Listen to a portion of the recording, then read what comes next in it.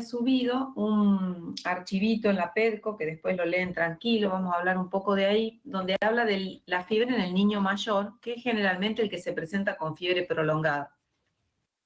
Y ahí les voy a compartir ahora, por si alguno no lo leyó, el cuadrito que tienen ahí, donde habla de las causas de fiebre prolongada, que también se puede hacer fiebre de origen desconocido. Ayer estuvimos hablando que nosotros hablamos de fiebre prolongada, acuérdense, cuando pasamos los 7 días de registros febriles constatados y bien constatados, donde todavía no encontramos la causa de esa fiebre, y esa fiebre podía transformarse en fiebre de origen desconocido si nosotros vamos estudiando al paciente y al cabo de 21 días no logramos encontrar una causa de esa fiebre, ¿sí? Eso lo vimos ayer. Entonces, espera, qué macana, esperen. Miren que suelo meter mal el dedo en la compu y hago macana. Ahí está.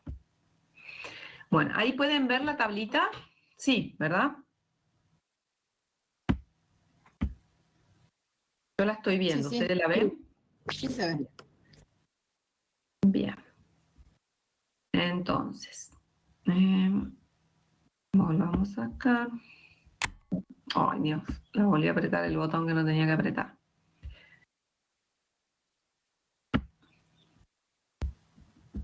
Ahí está.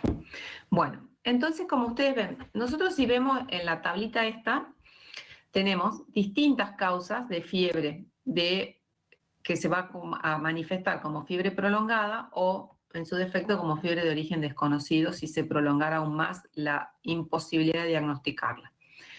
Dentro de esas causas las vamos a dividir, como dijimos ayer, en dos grandes grupos, ¿sí? Las infecciones, la fiebre de origen desconocido causada por infecciones y la fiebre de origen desconocido causada por causas no infecciosas, ¿sí? Acá la tienen, ahí, en donde vamos a encontrar todas las enfermedades autoinflamatorias y otras aún más raras también, pero que son también de origen autoinflamatorio, en definitiva, o autoinmunes, ¿sí? Bien, si volvemos a las causas de origen infeccioso, vamos a ver que acá encontramos algunas particularidades, donde las bacterias, todas las que estuvimos viendo ayer, dejan de ser una causa de fiebre prolongada o fiebre de origen desconocido y empezamos a encontrar otro tipo de bacterias que generalmente se caracterizan por tener un proceso más solapado y más lento, y también porque al ser menos frecuentes son menos buscadas también en la mayoría de los casos, o uno las empieza a buscar más, más posteriormente. Como verán, acá la primera causa de esta fiebre de origen desconocido o fiebre prolongada está la tuberculosis. Bien, que por momentos nosotros pensamos que la tuberculosis era una cosa totalmente antigua, pasada y demás, y lamentablemente la tenemos entre nuestros pacientes todo el tiempo y no ha desaparecido a pesar de que se vacuna para la tuberculosis desde hace mucho tiempo, ¿sí? ¿Ustedes saben para qué sirve la vacuna de la tuberculosis? ¿Cuál es el fundamento de la vacuna? Para evitar la diseminación. ¿Cómo, perdón? Para evitar la diseminación sistémica. Bien. La tuberculosis miliar y eso. Bien, o sea, la vacuna no impide que nos contagiemos de tuberculosis, ¿sí? Ese es el primer concepto que ustedes tienen que tener muy claro. Pero sí impide que tengamos formas graves o formas diseminadas de la enfermedad, ¿sí? Básicamente nos ayuda a eso. El paciente vacunado probablemente tenga una muy buena evolución comparado con un paciente no vacunado, ¿sí? Bien, ese es básicamente el concepto que ustedes no se tienen que olvidar. ¿Cuántas vacunas para la tuberculosis colocamos hoy en día? ¿Una sola? Bien, una sola al momento de nacer. Antes se colocaban varias dosis, ¿sí? Se hacían varias revacunaciones y se hacían hasta hace un tiempo atrás, no mucho tiempo atrás, se colocaba una segunda dosis de la vacuna de la TBC a los 6 años, ¿sí? En el ingreso escolar junto con los refuerzos que se hacían a esa edad, entre los 5 y los 6 años. Hace un tiempito atrás esa vacuna se retiró y se dejó solo la del nacimiento porque se comprobó que con esa única que hacíamos era suficiente. Y hace muchos años más atrás todavía, no solamente colocábamos la de los 6 años, sino que también se colocaba un refuerzo al ingreso al secundario, ¿sí? Con los refuerzos de vacunas que se hacen a los 11, 12 años. Pero esas vacunas debían previamente hacerse una prueba de PPD para ver si el paciente requería o no vacunarse, ¿sí? Si el paciente tenía una PPD negativa, se lo revacunaba. Si el paciente tenía una PPD positiva, no se vacunaba. ¿Bien? ¿Ustedes saben qué es la prueba de PPD?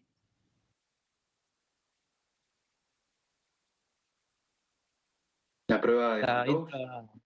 Sí, es la intradermorreacción. Bien, es la intradermorreacción o prueba de tuberculina, ¿sí? Bien. Bien.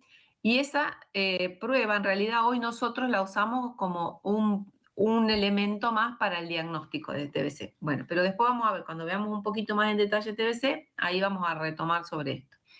Entonces, tenemos la tuberculosis como la principal causa dentro de las bacterias. Y después tenemos ahí una serie de enfermedades, como por ejemplo la enfermedad por arañazo de gato, que se produce por un germen que se llama Bartonella genselae, la salmonelosis, ¿sí? Que son las salmonelas tifi y paratifi, la brucelosis, la listeriosis y la leptospirosis, que son todas enfermedades bastante raras en nuestro medio, pero, por ejemplo, la brucelosis es una enfermedad bastante común en ámbitos, sobre todo en adultos, en ámbitos de trabajo con ganado, ¿sí? Con ganado ovino, sobre todo, o con ganado bovino, porque se transmite a través de estos animales.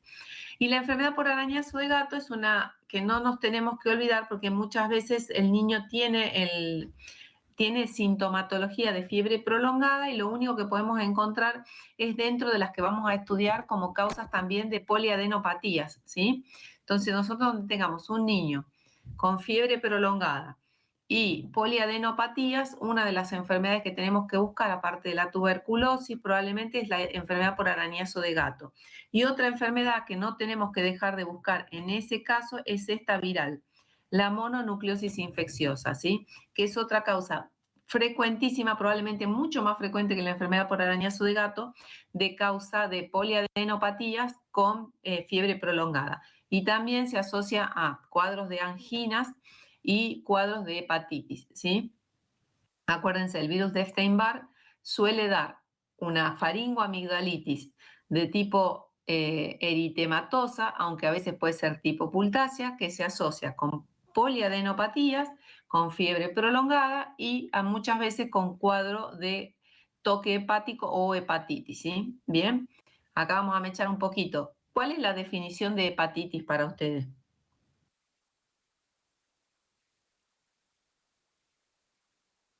¿Tienen idea cuándo decimos nosotros que el paciente tiene una hepatitis? ¿Clínicamente, profe? ¿O No, patológicamente? desde el punto de vista específico de la definición. Clínicamente no, porque el paciente puede tener síntomas, pero la definición de hepatitis es analítica, ¿sí? O sea, tiene que ver con el laboratorio. No es la presencia de enzimas aumentadas, bilirrubina aumentada y también una enfermedad del suero para asociar de hepatitis aguda, por lo menos. Bien, técnicamente la definición de hepatitis aguda, básicamente en este caso estamos hablando de casos de hepatitis aguda, se define como el aumento de las transaminasas por arriba de 3 veces su valor normal, ¿sí? Entonces, que puede ir acompañado o no de aumento de la bilirrubina, eso es decir, de colestasis o no, es otro tema, pero técnicamente la definición de hepatitis es el aumento de las transaminasas 3 veces por arriba de su valor normal, ¿sí?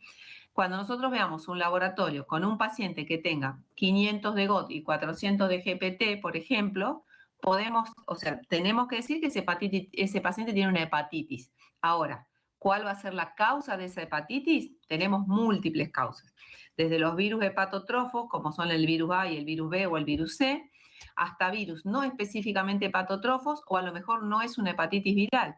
A lo mejor es una hepatitis de tipo autoinmune, es una hepatitis de origen colestásico, ¿sí? Es una hepatitis que se origina a lo mejor en un paciente con una litiasis biliar, con una obstrucción de la vía biliar y que genera la hepatitis, ¿sí?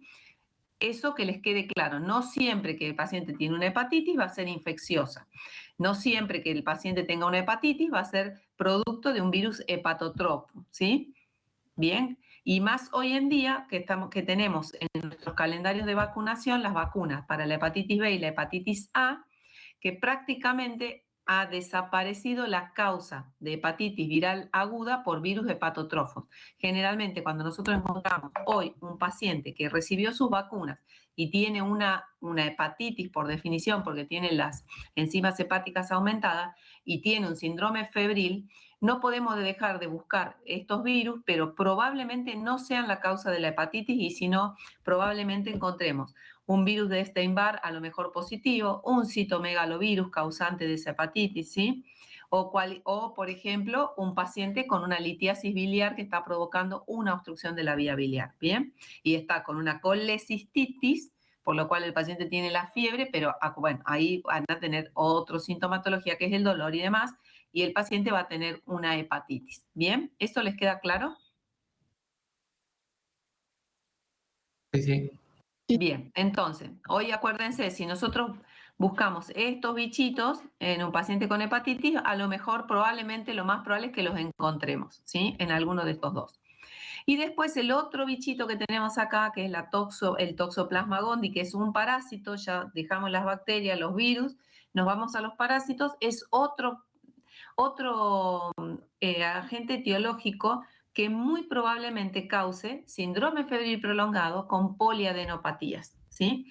Entonces, cuando ustedes estudian, cuando vean hematología, en la parte hematológica, adenopatías, cómo estudiamos a un paciente con adenopatías, estas etiologías infecciosas son las primeras que nosotros vamos a buscar como causas de poliadenopatías generalizadas, ¿sí? Otra cosa es un paciente con una poliadenopatía única en un solo lugar, ¿sí? Pero cuando son generalizadas, lo más probable lo que primero tenemos que buscar son estas causas. La enfermedad por arañazo de gato, el citomegalovirus, la mononucleosis infecciosa y una toxoplasmosis. ¿Bien? Bien. Vamos a ver acá, lo que a mí me interesa, que hablamos ayer un poquitín, es este otro grupo de enfermedades. Si tienen alguna duda, chicos, me van parando y me preguntan lo que ustedes quieran, ¿sí? Este grupo que tenemos acá, que son las enfermedades autoinmunes y autoinflamatorias, ¿bien? En pediatría son mucho menos frecuentes estas enfermedades que las enfermedades infecciosas, pero no se tienen que olvidar y no las tenemos que dejar de pensar, ¿sí? Sobre todo en estos pacientes que tenemos con fiebre prolongada y que vamos haciendo, probablemente nosotros hagamos primero todos los estudios para ese tipo de infecciones y bueno, cuando todo eso nos dé negativo, probablemente si no tenemos mucha sospecha clínica, empecemos a estudiar este otro tipo de enfermedades, ¿sí? Donde ingresan todas las que son del área de la reumatología, ¿sí? Como la artritis juvenil idiopática y el lupus, básicamente, son las dos más frecuentes que nosotros tenemos en pediatría. Bien, y como hablamos ayer, después tenemos las enfermedades neoplásicas, especialmente las enfermedades hematológicas, que son las que más frecuentemente cursan con síndromes febriles prolongados. Bien, acá mi idea ahora es compartirles un casito clínico como para que nos veamos que este es un caso real de una paciente real que tuvimos nosotros internada en el hospital y que se presentó así, tal cual, este relato. Es una niñita de 13 años que tiene un síndrome febril de 5 días de evolución y que se asociaba a ese síndrome febril a tos seca. Consultó por guardia y en esa primera consulta le hacen una radiografía de tórax que muestra un supuesto infiltrado neumónico, por lo cual le indican tratamiento antibiótico. Y le dan amoxicilina, le indican por 7 días. Hasta ahí, ¿qué les parece el manejo del paciente? ¿Podría repetir, profe, de vuelta? Disculpe. ¿La están viendo la pantalla? No. Pero el caso no No, está. se ve lo anterior, se ve las causas infecciosas, no infecciosas. Esperen, que pensé que se había puesto el que estábamos, el que yo quería ahora. No, tengo que cambiar la... Esperen, acá está. A ver, acá. Acá compartir. Y vamos a la otra ventanita. Esperen. Ténganme paciencia. Ahí está. ¿Ahora lo ven? A ver si puedo hacer Ahora que se vea. Sí, ahora sí. Ahora sí. Bien, genial. Bueno, entonces, es una niña de 13 años que venía con fiebre de 38,5 durante 5 días aproximadamente, donde todavía no habían hecho ninguna consulta, con tos seca. La primera consulta la hace a los 5 días de fiebre por guardia. Le realizan una radiografía de tórax, uniendo esos síntomas, le ven que no tiene un infiltrado neumónico, pero por el antecedente de la tos y la fiebre le medican con antibiótico. 7 días le indican de amoxicilina 80 miligramos kilo día. ¿Qué les parece eso?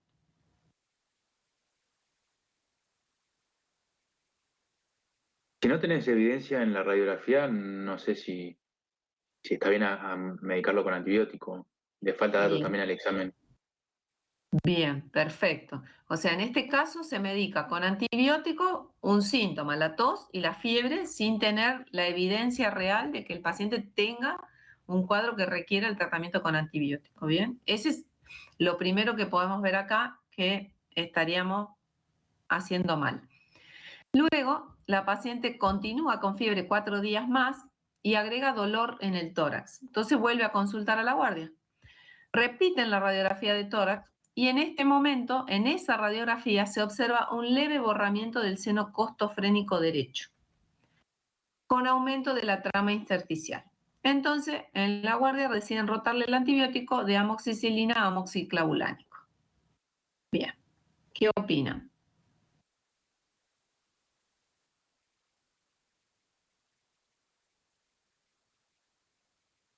Y que eventualmente por ahí, por el examen, se observó tal vez un derrame pleural, que pudo haber estado, que se pudo haber pensado que era una complicación tal vez de la neumonía que sospechaban, y le dieron le dieron amoxicilina con clavulánico como para mejorar el efecto del antibiótico al supuesto estrepto, supongo yo, Bien. o a una bacteria.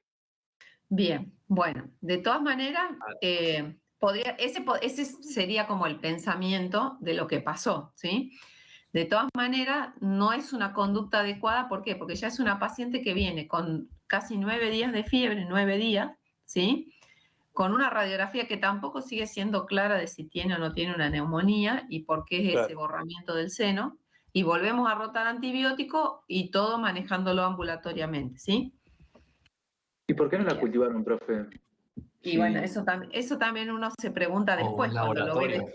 Claro, cuando lo ve después, podría haber sido una conducta adecuada, haberle tomado un laboratorio, haber visto cómo estaban los blancos, si tenía gérmenes, digamos, reactantes de fase aguda aumentados, si con esa radiografía que no nos queda claro si tiene o no una neumonía y un derrame pleural, haber hecho una ecografía a lo mejor para que nos evidencie si eso que veíamos era un derrame o no, si había algún bloque de neumonía que no estábamos viendo en la radiografía, algún otro, y probablemente haberla internado para estudiarla un poquito mejor, ¿sí?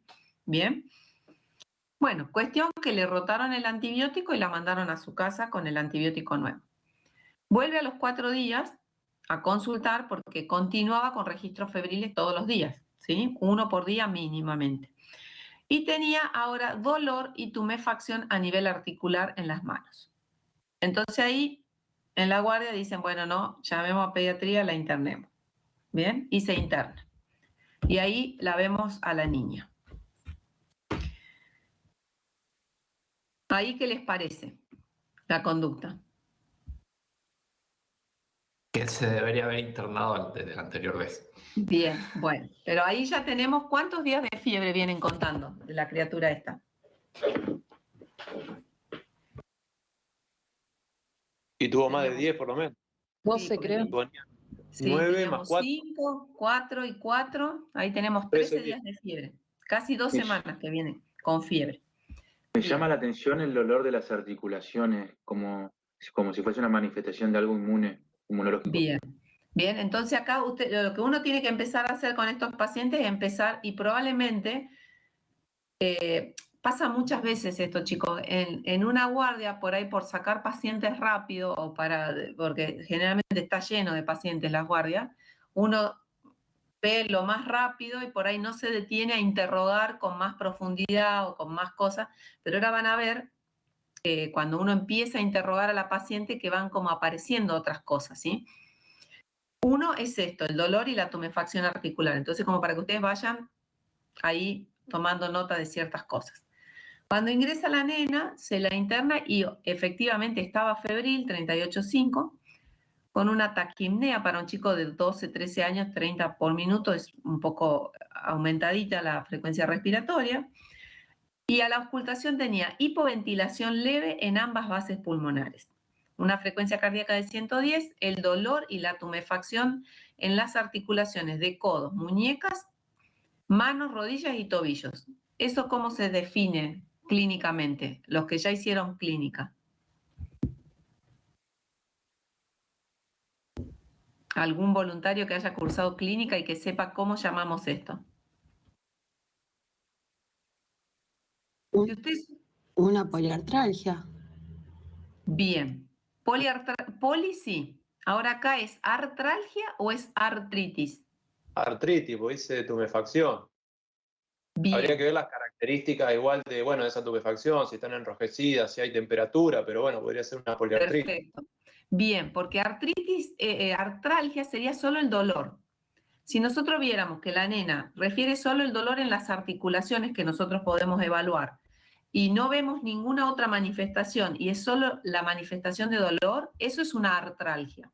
Puede ser poliartralgia o una monoartralgia o de articulaciones grandes, de articulaciones pequeñas, como ustedes la quieran llamar, pero eso es una artralgia. Cuando hablamos de que ya hay signos de tumefacción, es decir, que hay inflamación, y a esa inflamación tendríamos que ver si teníamos también, en este caso, si había aumento de la coloración y aumento de la temperatura, todo eso nos conforma lo que nosotros llamamos como artritis, o sea, al dolor se le suma el proceso inflamatorio en la articulación, ¿sí?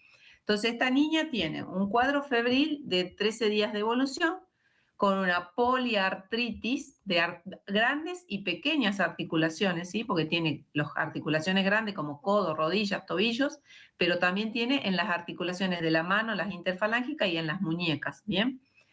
Y también tiene otros signos que es la hipoventilación pulmonar. Y tiene una placa de alopecia a nivel parietal occipital derecha. ¿Qué antecedentes, qué le preguntarían ustedes a esta chiquita? ¿Qué otras cosas le gustaría saber de este paciente con ese examen físico que tienen ahí?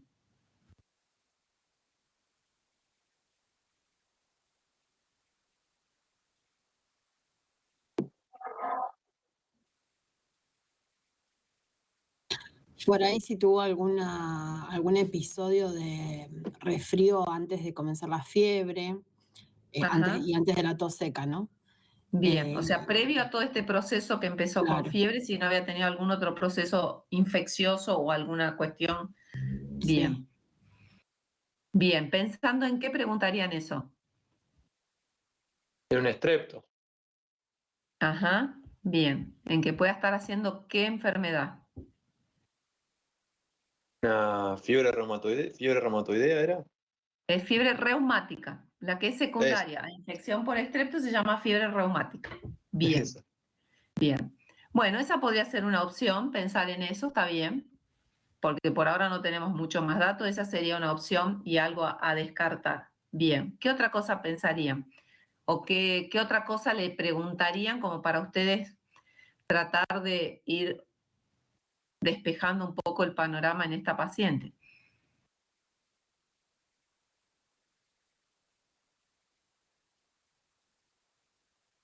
Si alguna vez le pasó lo mismo, si hay algún Bien. antecedente que le haya pasado lo mismo, o algún familiar. Bien. Bien, sobre todo el antecedente de si tuvo otro episodio similar, sobre todo asociado a fiebre prolongada por ahí y asociado a estos dolores y tumefacción de las articulaciones, para ver si esto no está comportándose cíclicamente. Eso tienen que tenerlo en cuenta, sobre todo para las enfermedades reumatológicas, que muchas veces es muy difícil hacer el diagnóstico en un primer episodio o ante el primer síntoma, porque son enfermedades que muchas veces necesitamos sumar criterios diagnósticos para llegar a un diagnóstico, ¿sí? Entonces es muy importante el antecedente previo, qué le había pasado antes, cómo estaba ella, si era una nena sana hasta ese momento, si había tenido otros episodios similares, todo orientándonos a ver si esto no es algo que esté como recurriendo en el tiempo o que cada vez suma más cosas, ¿sí? Bien. Bueno, como antecedente, esta pequeña era una niña sana que dice haber tenido una consulta hacía 6 semanas atrás, desde que empezara con todo este cuadro, porque había presentado todo un rash en la piel y una lesión en el cuero cabelludo que la habían tratado con isotretinoína y corticoides. ¿Bien? Y tiene un esquema de vacunación completo para la edad. Entonces, ¿qué otra cosa es importante de este antecedente que la nena refiere?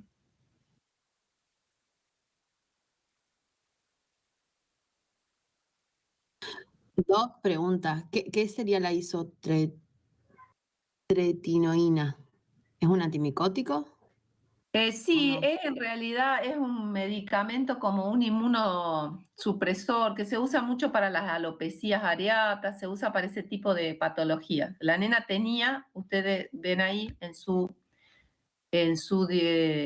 examen físico, tenía una placa de alopecia, ¿sí? Entonces se usa mucho para ese tipo de tratamientos, ¿bien? Más de tipo como un autoinmune, digamos. Bueno, ahí lo característico del rash cutáneo que tuvo 6 semanas previas Bien, a eso es la muy... fiebre. Exacto, eso es un punto muy importante a tenerlo en cuenta, ¿sí? ¿Por qué lo tendrían que tener en cuenta?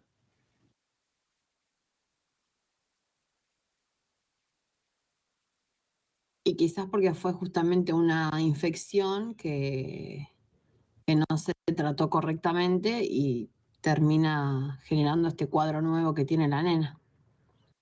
Bien, y por ejemplo, si yo les dijera, ¿ustedes se acuerdan cómo cursa la escarlatina, por ejemplo?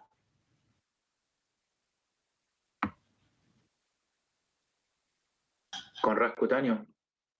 Bien, o sea, Bien, podemos empezaba seguir con... pensando y orientándonos a lo mejor a algo infeccioso que la niña haya tenido. La escarlatina cursa con un rash cutáneo, ¿y cuál es la causa de la escarlatina? ¿Cuál es La toxina del estrepto, ¿Cuál es el agente etiológico para que nosotros tengamos una escarlatina? el piógenes.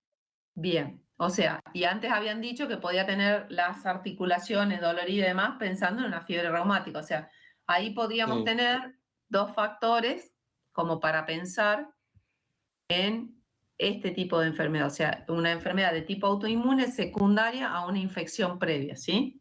Bien. De todas maneras, vamos a seguir buscando. Entonces, ¿qué le harían ustedes a este paciente al ingresarlo a la internación? Antes de que veamos todo lo que le hicimos. ¿Qué piensan ustedes que podrían hacerle como para hacer un primer pantallazo con todo esto que ustedes tienen, con lo que ya recabaron con el interrogatorio, con lo que ven en el examen físico? Y arranquemos con un hemograma. Bueno, bien. Un hemograma sería algo bueno. Bien. ¿Qué más? Y un antiaslo, un antiasto, ¿no es ese para ver el anticuerpo? Si existe. Bien. Sería un ASTO, ¿sí? Que son los anticuerpos antiestreptolicina. Bien, que es lo que pedimos cuando sospechamos una infección por estreptococo beta hemolítico del grupo A. Bien. ¿Qué más? Acuérdense como un básico, si ustedes para un cuadro infeccioso piden un hemograma, ¿con qué tiene que ir acompañado siempre? Eso va como que van de la mano. La forma leucocitaria. Bueno, eso va en el hemograma, porque el hemograma es la parte de la serie roja, la serie blanca y las plaquetas. La de PCR, que tiene exacta. Exacto, los reactantes de fase aguda, una PCR o una eritrosedimentación, perfecto. Eso siempre van como de la mano, cuando ustedes sospechan, cuando quieren ver o algo infeccioso o algo de tipo autoinmune, no se pueden olvidar nunca de pedir los reactantes de fase aguda, porque probablemente si ustedes tienen algo infeccioso, el hemograma esté alterado la fórmula y la cantidad de leucocitos y los reactantes de fase aguda. Y si tienen una enfermedad de tipo autoinmune, probablemente el hemograma sea normal o levemente alterado, en valores mínimos, con reactantes de fase aguda seguramente muy elevados, ¿sí? Entonces, esas dos cosas no se las tienen que olvidar nunca, que van de la mano y les van a ayudar a ustedes a definir, a empezar a orientar un poco mejor para hacia dónde nos tenemos que mover, ¿sí? En cuanto a los estudios que vamos a seguir pidiendo. Entonces, acá hacemos un hemograma con reactantes de fase aguda. ¿Qué otra cosa le pedirían? Dijeron un asto, bien. ¿Qué otra cosa más?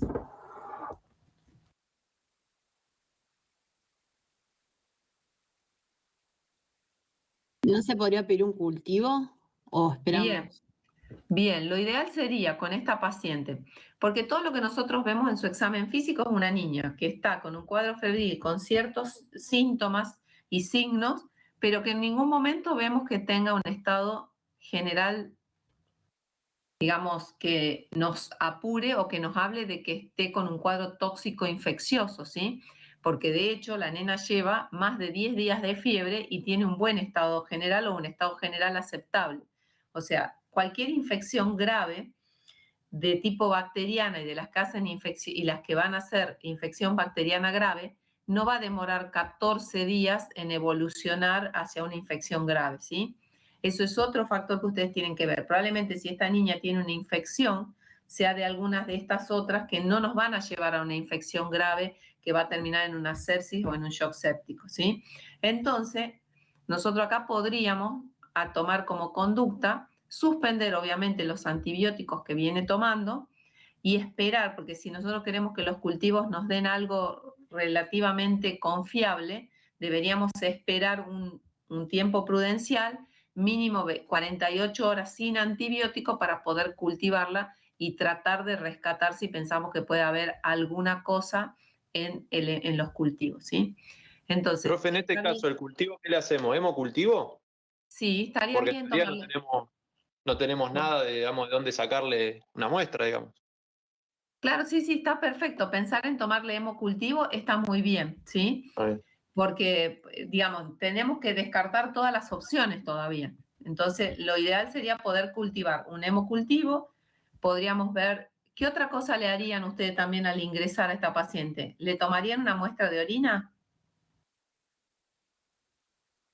No recuerdo la edad de la Tiene 13 años. 13. Sí, podría ser para hacer un sedimento, por lo menos, a ver si hay piuria o algo. Sí, obviamente corresponde, ¿por qué? Porque estamos ante un cuadro febril que no sabemos exactamente la causa y deberíamos tomar también una orina para ver que no haya ningún signo de posible infección urinaria, que probablemente no se comportaría de esta manera, pero no podemos dejar de descartarlo y de ver que esté todo normal, ¿sí? Bien, hacemos una orina, hacemos el hemograma, le hacemos el acto, le tomaríamos a lo mejor los hemocultivos, pero quizás no al momento del ingreso, sino esperar unas horas posteriores, o por lo menos 48 horas, de estar controlándola y viendo cómo se comporta sin el antibiótico y recién ahí tomarle el cultivo, ¿bien? Bien, ¿y qué otra cosa más le harían? ¿Alguna otra cosa?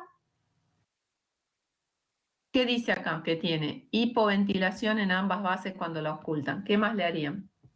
Una Una RX. RX. Bien, una Pero no radiografía tenía del RX tórax. ya.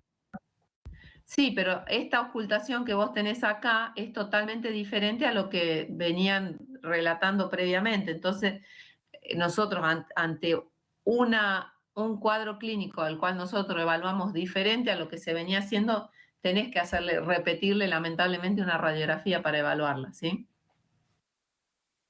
Porque acá vos estás escuchando una hipoventilación en ambas bases. Okay. Muy bien. ¿Ah? Había escuchado el Bueno. otro día del que ¿Cómo? no teníamos que subestimar la hipoventilación en las bases porque podrían indicar neumonía. Exactamente. Por eso. Entonces, esta paciente deberíamos repetir la radiografía de tórax bien hecha y como corresponde, ¿sí? Para ver y comparar con lo que tenía hecho previo, porque en realidad a la nena le hacen la primera radiografía que estaba normal, supuestamente no tenía foco de neumonía, le hacen una segunda donde ven un borramiento del seno y ahora estamos con otra ocultación más bilateral, ¿sí? Entonces deberíamos repetir para ver en qué cambió esa radiografía o si cambió en algo o no. Bueno, y después entonces, acá tenemos lo que se le hizo a la paciente al ingreso. Se le pidió más o menos lo que ustedes dijeron. Un laboratorio básico con un hemograma, un eritro, una función renal y no se le hizo el asto en ese momento, pero sí se le hizo otra cosa que ustedes no dijeron, que es hacerle un factor reumatoideo, ¿sí? Por esa poliartralgia que tenía la nena. Poliartritis, perdón. ¿Y qué ven acá? ¿Qué ven en este laboratorio? Sí, está complicado el tema urinario, parece. Está Ajá. anémica. Bien, acá tenemos una anemia bastante importante, ¿sí? Bien, con todos los parámetros bajos, el hematocrito, la hemoglobina, tiene una microcitosis y que está evidenciado acá porque tiene un volumen corpuscular bajito. ¿Qué más tiene? ¿Esos glóbulos no están muy bajos, los blancos? Bien, tiene una leucopenia también, ¿sí? Porque están por debajo del valor habitual, los glóbulos blancos totales. ¿Está neutropénica la paciente? No, pues tiene 83 de neutrófilos. Bien, o sea, no tiene valores de poquito lo- neutropenia. ¿Ah? ¿Qué dijeron por ahí? Ah, bueno, tiene una anemia, tiene una leucopenia. ¿Las plaquetas cómo están? Creo que Bien. bien. Bien, están perfectas las plaquetas. ¿Y qué tiene la eritrosedimentación? Altísima. Está muy alta, ¿sí? Muy acelerada. ¿Y cómo ven la función renal?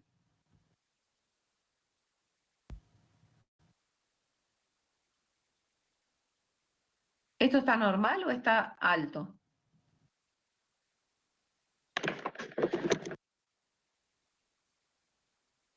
Creo que está un poco alto, ¿no? Está 0,4 la urea. Sí, depende a veces La del creatinina punto está de bien. corte del laboratorio, puede ser 0,4, 0,45, pero sí, está alta, obviamente. Y después tiene una orina donde tiene proteínas, sangre, leucocitos aumentados y hematíes por campo. ¿Bien? Bueno, con todo esto, ¿qué se les ocurre? Ah, y ahí tiene la radiografía que se le hizo también. Tiene infiltradas de ambas bases pulmonares con borramiento de ambos senos costofrénicos.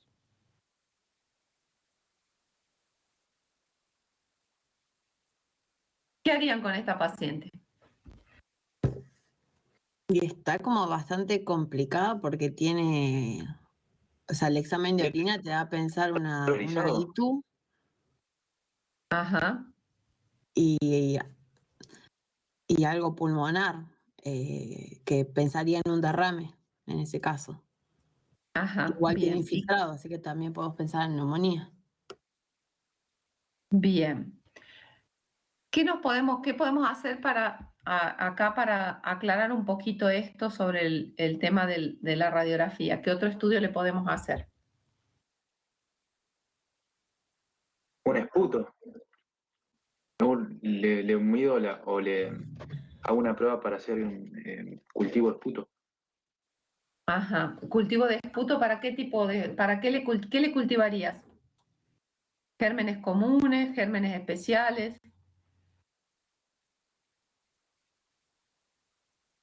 Y no sé, porque Una si TBC podría hacer ¿Perdón?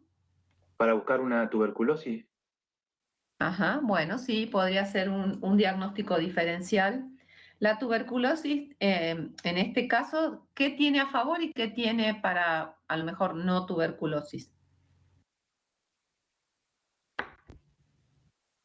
El síndrome febril prolongado lo tiene, ¿sí? Un punto a favor para que pensemos una tuberculosis, que es lo más frecuente probablemente que podamos encontrar como infección.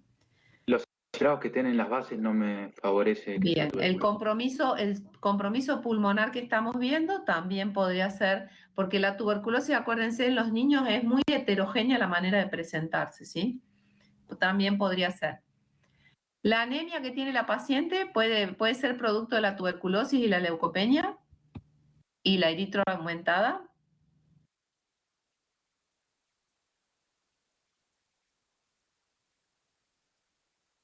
No, no tanto. Me parece que tendrían que estar aumentados los blancos.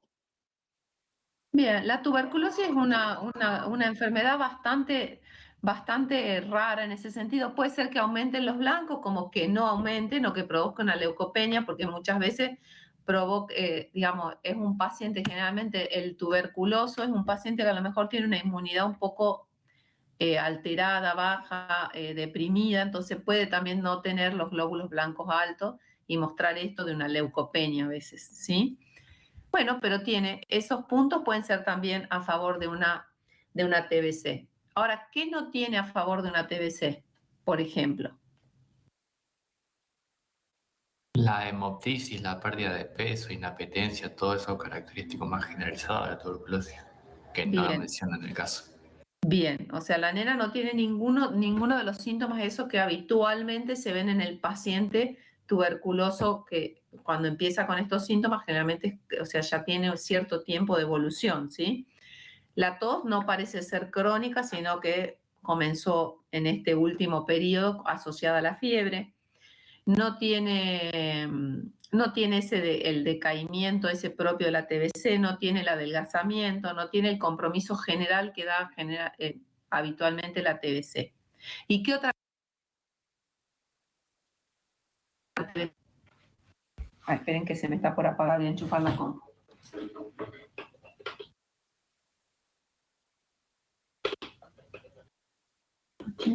Ahí está.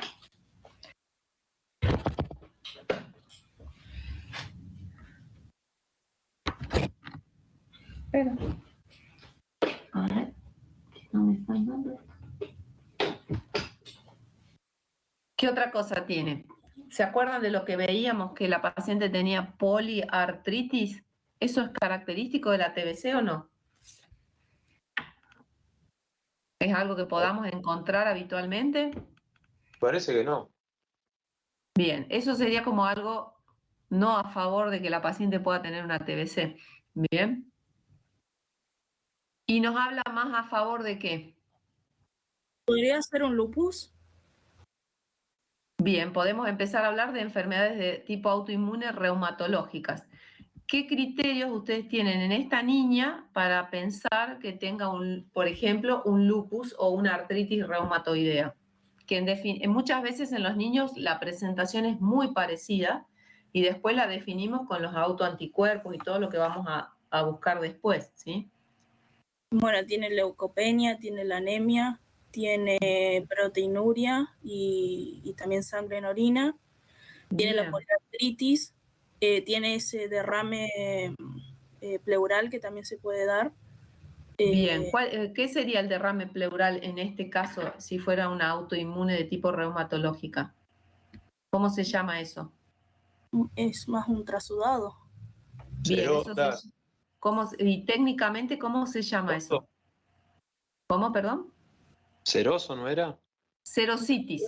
Serositis. Ah, es serositis. Bien, que es la inflamación de las serosas donde se genera un trasudado que aparece como si fuera un derrame, pero es un derrame no infeccioso, ¿sí? Y ese trasudado, además de la pleura, ¿dónde más lo podemos encontrar en el paciente? Pericardio.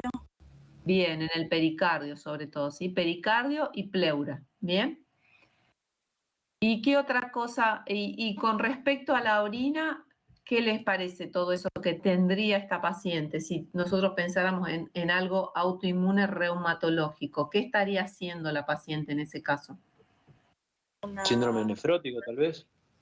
Bien, porque se pueden manifestar a través del síndrome. El síndrome nefrótico, ¿cuáles son las características? Aparte de la proteinuria, que estaríamos viendo acá, que es clásico por ahí el edema, del síndrome nefrótico, el edema y la hipoalbuminemia también. Bien, Y aumento de lípidos, hiperlipidemia, bien. pero bueno. Eso no lo podemos saber porque por ahora no tenemos esos datos, Claro. pero bueno, los podríamos pedir en otro laboratorio, ¿sí? Porque al ver esta proteinuria, en realidad la proteinuria esta es cualitativa, lo que tenemos que hacer para saber si tiene un síndrome nefrótico o nefrítico es cuantificarla, exactamente. Claro. Porque las enfermedades autoinmunes afectan el riñón y se manifiestan a través de síndrome nefrótico, nefrítico o un síndrome mixto previo a veces a hacer una insuficiencia renal, ¿sí? Entonces, eso también nos va a definir cuál es digamos, dónde estamos parados en el manejo del riñón. Pero bien, con todo lo que ustedes dijeron, y acuérdense que la nena esta había tenido un tiempito atrás también el tiene rash cutáneo. Claro, ¿sí? eso, las manifestaciones en piel. Y la alopecia también se puede dar en lupus. Exactamente, la alopecia, las manifestaciones en la piel con el rash cutáneo, ¿sí?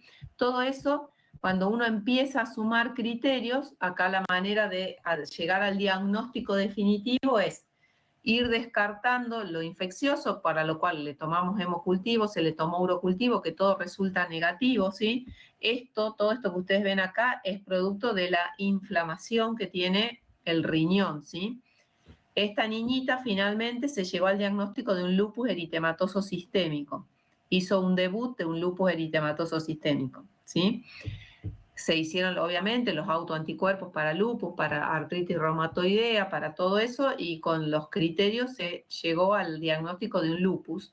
Y después se le hizo la punción del riñón para ver qué grado de nefropatía tenía o qué tipo de nefropatía tenía la nena, porque obviamente la proteinuria le dio alta, tenía una oligoanuria cuando se empezó a cuantificar, a ver cómo orinaba, cuánto orinaba, porque con esta proteinuria se empezó a cuantificar todo eso, y se llega a hacer la biopsia renal y la nena tenía una nefropatía rápidamente progresiva, ¿sí? O sea que estaba bastante complicada para su pronóstico de su riñón. Y esto que nosotros veíamos en las radiografías, ¿sí? Era una serositis, que también la tenía a nivel pericárdico. Se le hizo también un ecocardiograma donde se veía un mínimo derrame pericárdico, donde con todos esos criterios uno llega al diagnóstico clínico y de que después lo terminas confirmando y definiendo con todo el laboratorio específico. Pero como para que ustedes tengan una idea, esta paciente por un montón de lados podía parecer algo infeccioso y en realidad no lo era, era algo autoinmunitario, ¿sí? Algo inmunológico, ¿bien? Entonces, tengan siempre en cuenta, sobre todo cuanto más grandes son los niños y hacen síndromes febriles prolongados, más empiezan a jugar este tipo de diagnósticos ante un cuadro febril, ¿bien? No se encasillen en que todo tiene que ser infeccioso, sino hay que empezar a abrir el abanico y empezar a buscar otras cosas, ¿bien? Bueno, y acá, este era un casito que yo a veces se lo subo para que ustedes lo resuelvan solito, pero la idea era hoy trabajarlos entre todos para que podamos verlo. Bien. ¿Alguna duda, alguna pregunta sobre fiebre sin foco, fiebre prolongada, fiebre de origen desconocido?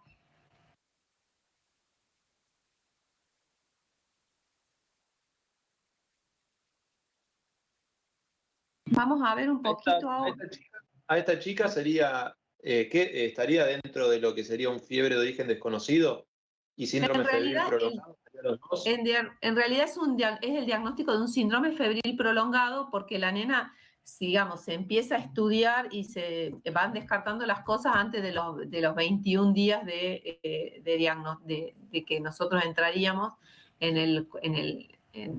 dentro de la definición de síndrome febril de origen desconocido, ¿sí?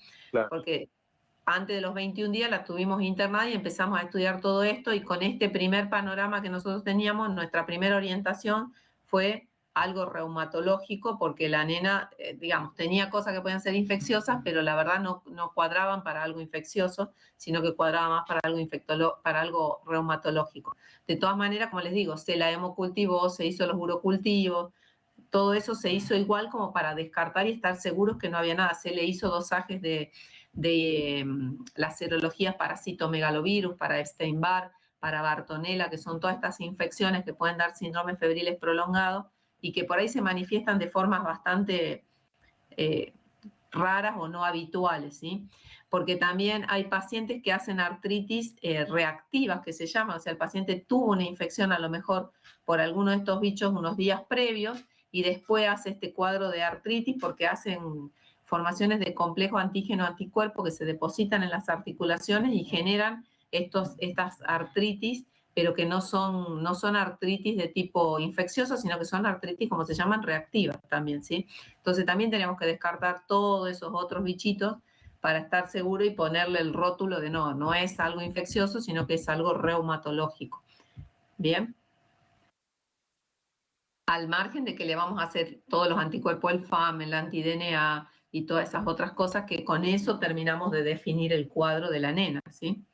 Y obviamente lo que también la biopsia del riñón, que es lo que termina de ponerle el sello y el diagnóstico en cuanto a al pronóstico de la nena y de la enfermedad reumatológica que tiene esa criatura, ¿sí?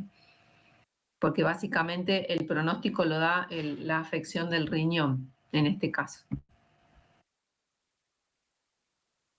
Bien, vamos a mirar acá un poquito, porque la otra que entra acá en este grupo es la TBC, que la tenemos acá, y que me gustaría que hagamos un poquito de hincapié en 2 o 3 cositas, porque, esperen que vamos a cortar esta, así, sacamos y pongo la otra.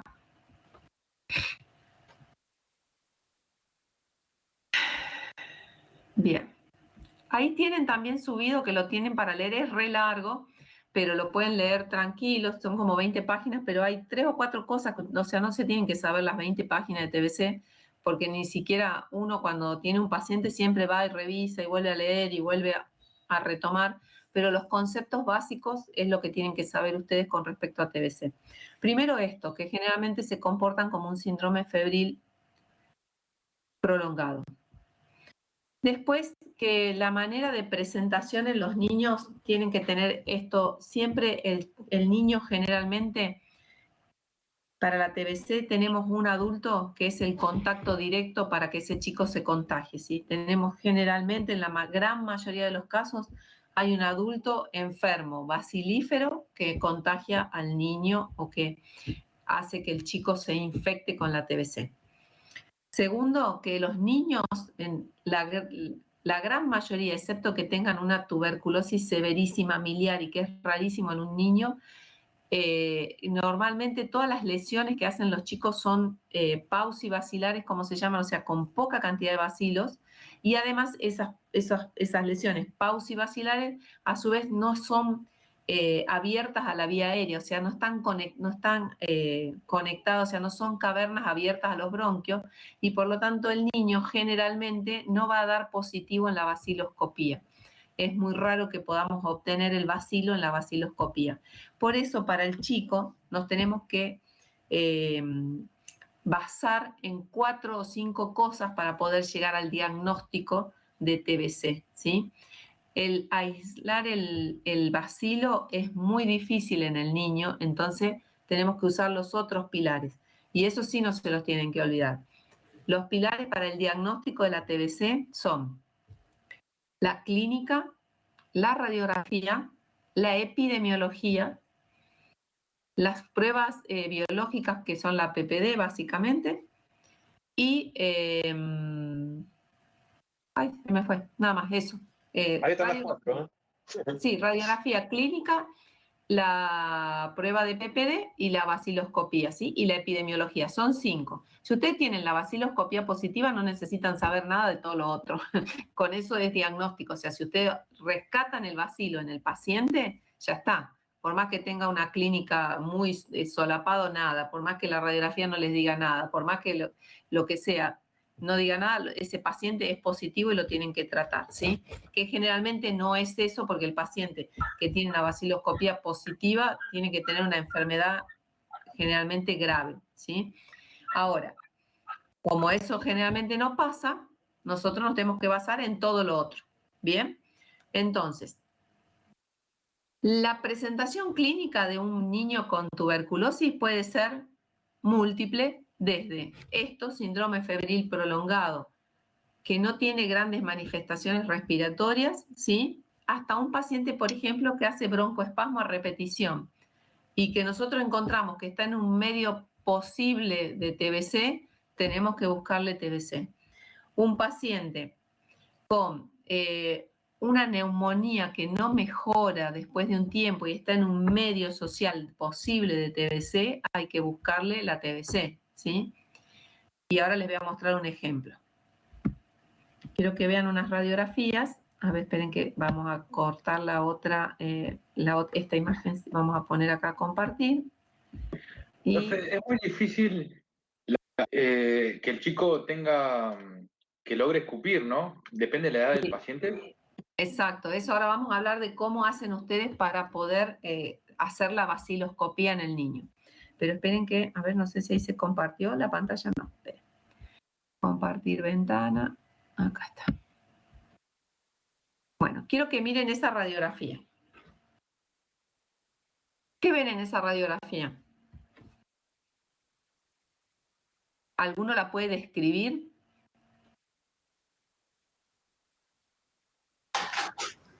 ¿No se ve una condensación del campo pulmonar superior derecho? Superior y medio, ¿bien? Prácticamente casi de todo el pulmón, ¿sí? Nos queda acá un poquitito de lóbulo inferior que ventila y que está más normal, ¿sí? Pero efectivamente, si yo les digo qué ven en esa radiografía, lo que ustedes tienen que decir es una gran consolidación del lóbulo superior derecho y el lóbulo medio derecho, ¿sí? Bien, ahora yo les cuento un poquito de este niño. Este niño, ¿le ven signos de que pueda tener derrame pleural? Creo que se ven bien los dos ángulos costofrénicos. Bien, esto es lo que ustedes tienen que mirar, acá y acá, ¿sí? Del lado izquierdo el chico no tiene nada, no tiene patología aparentemente, el problema está del lado derecho, el seno costofrénico derecho está limpio, ¿sí? Porque ustedes pueden ver hasta abajo donde que se ve trama pulmonar y se ve ventilación, se ve el pulmón ventilado ahí, y el seno cardiofrénico derecho parecería también limpio, ¿sí? Bien. Tampoco vemos ninguna línea acá despegada, que es lo que llamamos de despegamiento pleural, ¿sí? Eso tampoco lo vemos, que es lo más habitual que podamos ver en un derrame pleural, ¿sí? Entonces, lo que podemos decir acá, que acá hay una gran imagen de condensación de casi todo el pulmón derecho. Si ustedes ven esto así, solo, y les refieren que el paciente empezó con fiebre hace 2 o 3 días, ¿cómo asumen ese paciente? Es un niño de 1 año y medio.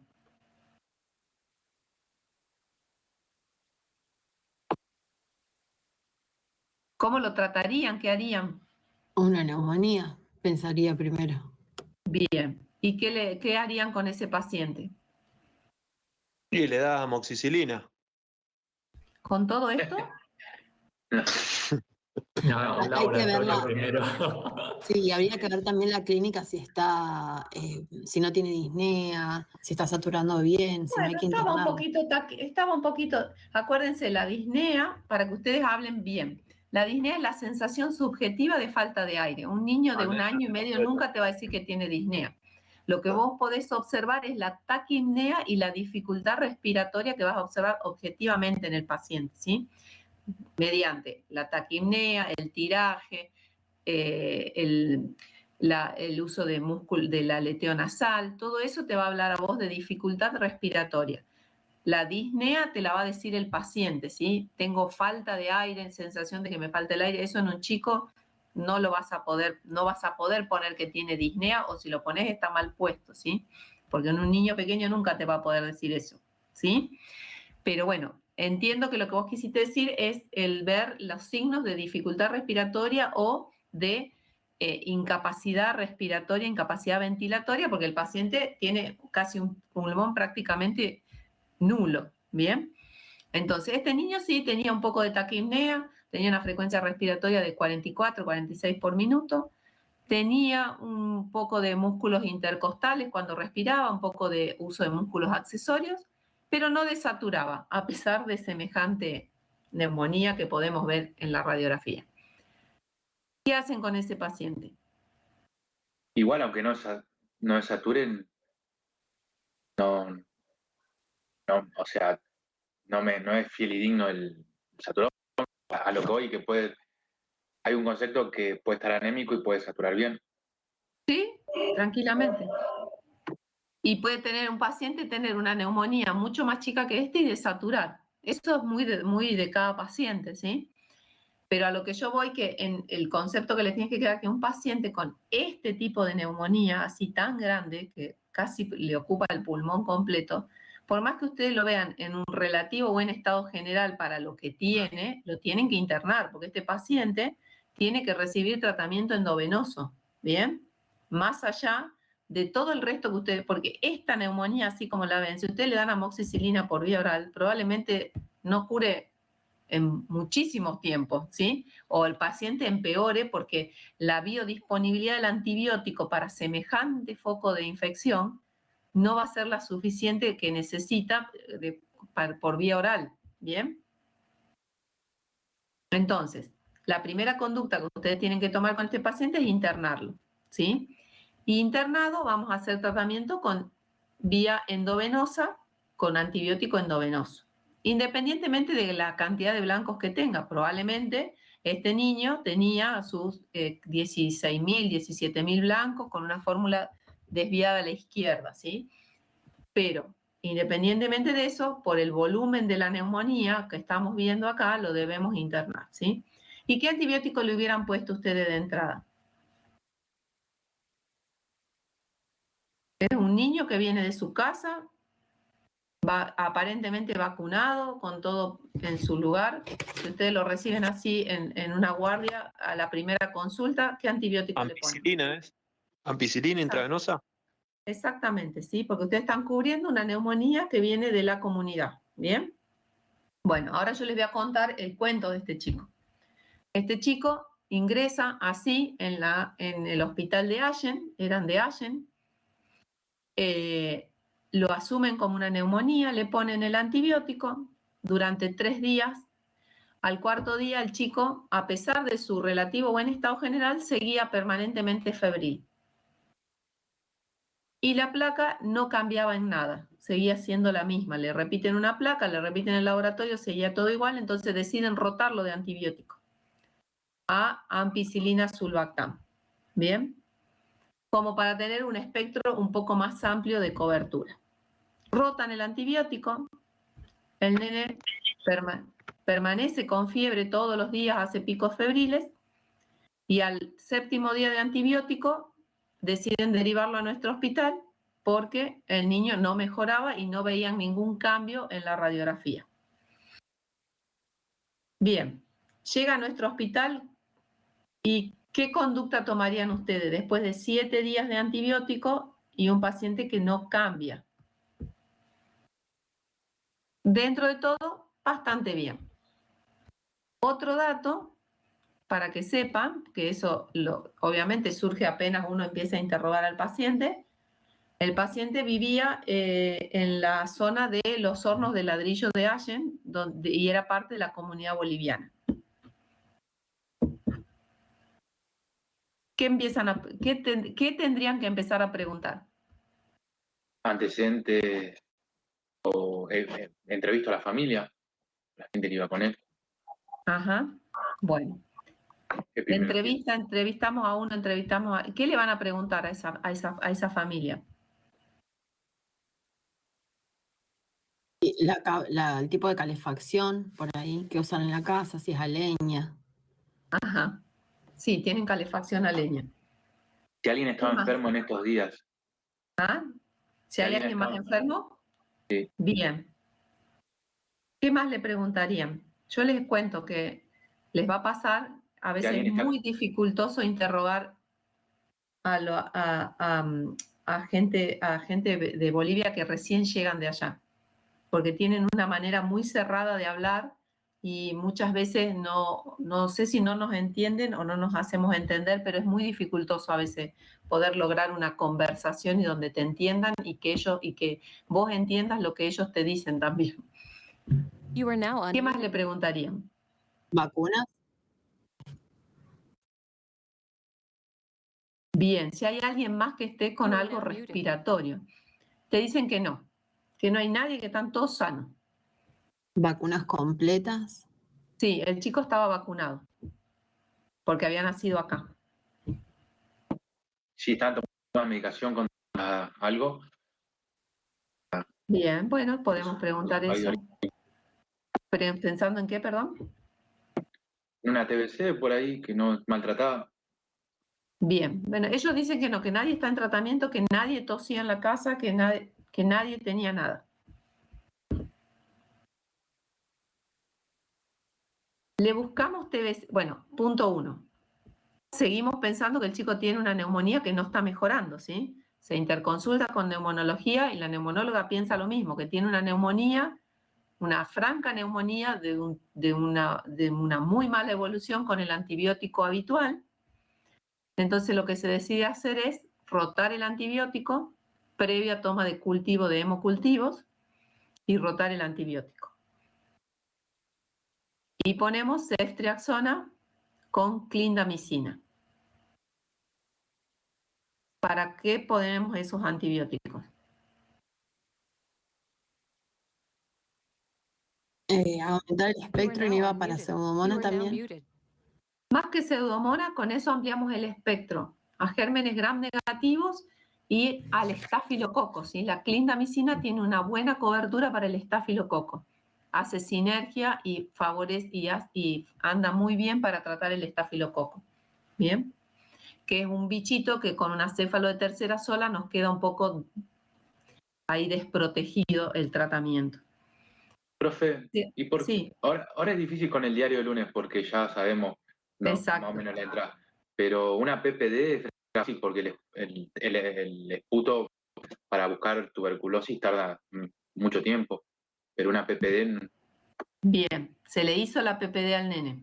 Entonces acá nosotros tenemos que empezar a pensar, bueno, sí, tratamos una posible neumonía de mala evolución, como pensó la neumonóloga también en un primer momento, que es una neumonía que se llama de tipo necrotizante. Bueno, se le hizo, digamos, pensar en eso puede ser, porque el chico tenía todo para pensar en algo infeccioso, porque no tenía un relato previo de otra cosa, no había ninguna otra cosa para pensar y tenía un estado general dentro de todo, no era malo, pero tampoco era lo mejor y hacía fiebre permanentemente. Pensando en un germen bacteriano de los que tenemos habitualmente que no estaba respondiendo a los antibióticos habituales y que estaba generando una neumonía necrotizante en el pulmón derecho. Pero a su vez también vamos pensando en que puede haber otra cosa, ¿sí? Que al chico se le hizo la PPD. La PPD es negativa. ¿Qué otra cosa más podemos hacer? Ahí alguien preguntó hace un rato cómo hacemos el esputo en el niño. Obviamente un niño de 1 año y medio y a veces hasta de 4, 5 o 6 años es muy difícil que puedan expectorar. Entonces la manera que nosotros tenemos de tratar de rescatar los bacilos en el paciente es a través de lo que se llama un lavado gástrico. ¿Bien? Es buscar los bacilos en el contenido del estómago que se junta en el estómago durante la noche mientras el paciente duerme. Acuérdense, fisiología, tenemos un clearance ciliar habitual que se genera moco, que ese moco va a ir subiendo por la vía respiratoria, va a llegar un momento a la vía digestiva y lo vamos a tragar. Eso es todo un proceso inconsciente mientras dormimos, ¿sí?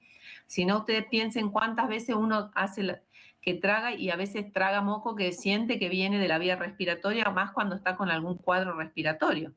Y esto en un niño, con más razón, se hace en forma inconsciente e involuntaria. Entonces ese es el fundamento por el cual se van a buscar los bacilos en el aparato digestivo y en el líquido del estómago que queda de lo que el chico deglute durante la noche en las horas de sueño, ¿sí?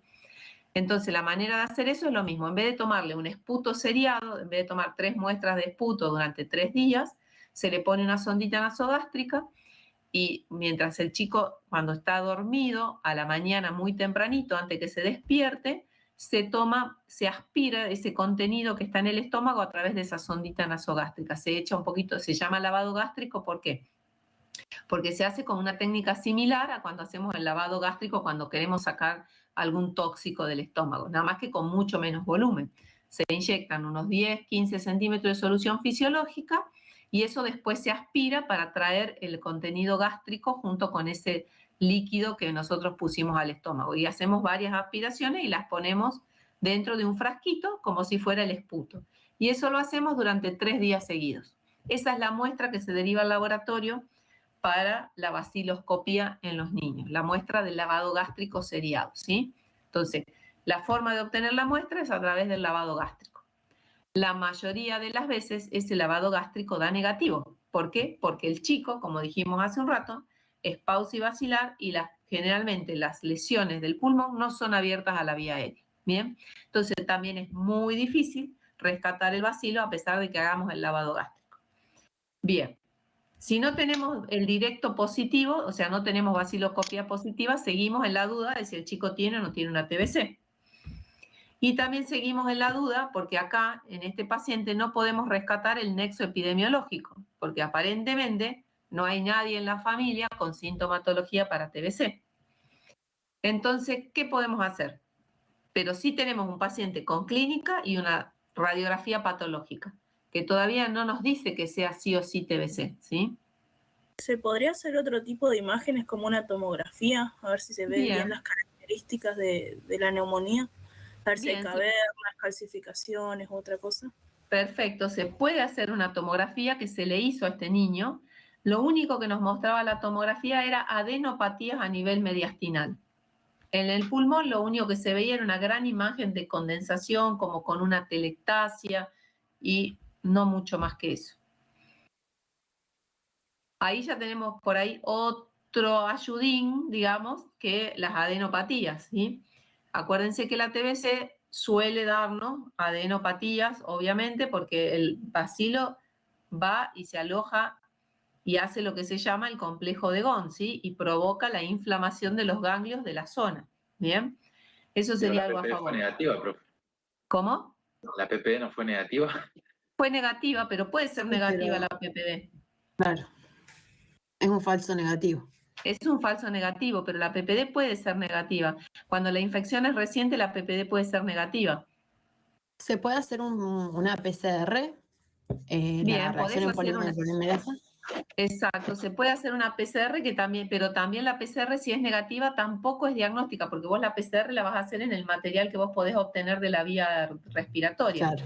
Si vos no entrás hasta el fondo de la vía respiratoria, hasta donde está la lesión, y tomar muestras tipo biopsia, lo único que nosotros podemos tomar en un niño que no está intubado ni nada es lo que nosotros podamos obtener de ese lavado gástrico. Se hizo también la PCR del lavado gástrico que también nos dio negativa. Broncoscopía. Bueno, eso ya sería como un punto más elevado, porque ahí hay que meterse adentro en el quirófano, en un pulmón que está bastante dañado y que generalmente no se quieren meter los cirujanos ahí, ¿sí? Porque el pulmón es bastante complejo cuando está así inflamado, de toquetear, digamos, ¿bien? Entonces, ¿qué nos queda? ¿Qué otra cosa nos queda? ¿Y no será un hemocultivo para ver si no anda por la sangre? Sí, se le tomó hemocultivo, pero no sé.